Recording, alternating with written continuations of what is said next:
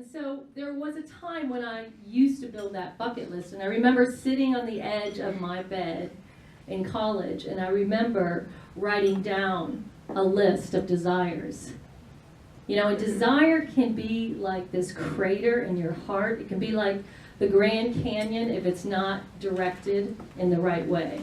Desire can be something that is just eats up so much of your time and so much of your energy in a negative way. And I remember sitting on the edge of that bed, and the only thing on my bucket list was to know my Father. And I did not know my Father. And when I had that realization that, you know, I can't even meet my Father, I can't know my Father, I remember that moment, and it was such a moment of despair. It was like just a sadness that I couldn't, it wasn't even the fact that he was gone and had died, because a lot of people have gone through loss and they've lost their parents, but it was the idea that that I could never reverse a situation. I could never find the right words that would go and bring him back. And I always went back to that moment.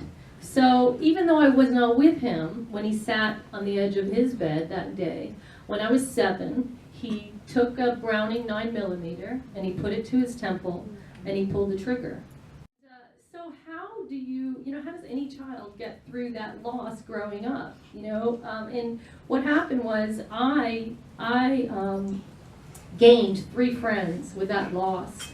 And all through high school, through graduation, through any celebration, what would happen would be I would be filled in a room of celebrating kids with parents, and I wouldn't feel that joy or that accomplishment. I would feel, my father's not here. I'm missing my father. There was a time when I had a family in high school take me under their wing. And I could tell that they were really trying to lead me in a different way than my family was leading me, my mother. And I could tell that this was a normal suburban family. And they would bring me over for dinner, and it would be a mother and a father, and they treated me like their daughter. And sitting there, I just had this sadness inside that I didn't have it. It wasn't a feeling of belonging. And that's interesting, because today, if I work with a homeless kid off the street and I bring him to my house, I'm always aware that I'm trying to give that love, right? But that his perspective or her perspective, that viewpoint, might be completely different than what I'm trying to give, because he sees loss. He sees what he didn't have. I just want to say that today, my friend, is truth, okay? Truth. And I love that Proverbs 4 says the beginning of wisdom is this: get wisdom. Now, how do we get wisdom if we can't hear truth? A lot of people tell you lies. Even friends tell you lies. Little suggestions, right? The enemy tells you lies, but so do friends, so do business colleagues. And then there's our own voice, right? So my friend is truth. And anytime I hear something that's not true, I do not honor it. I don't even allow it in my heart. I guard my heart. I don't even get in a discussion. If somebody texts me or messages me or says something that I know is not true and could damage my heart, I don't even honor it.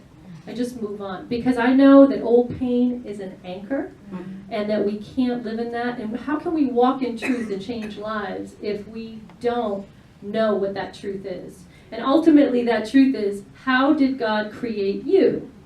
So each one of us has this individual story. How did God create you? What's your legacy? And I know I'm tempted to go down that path, but I'm going to keep it to what I learned, which is I learned that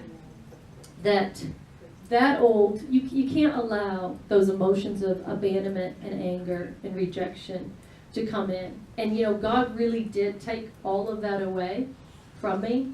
And one of the things that, if I ever have a down day or I face an obstacle now that's insurmountable, I think about what a friend of mine says all the time. He says, if you can't get a miracle, be one.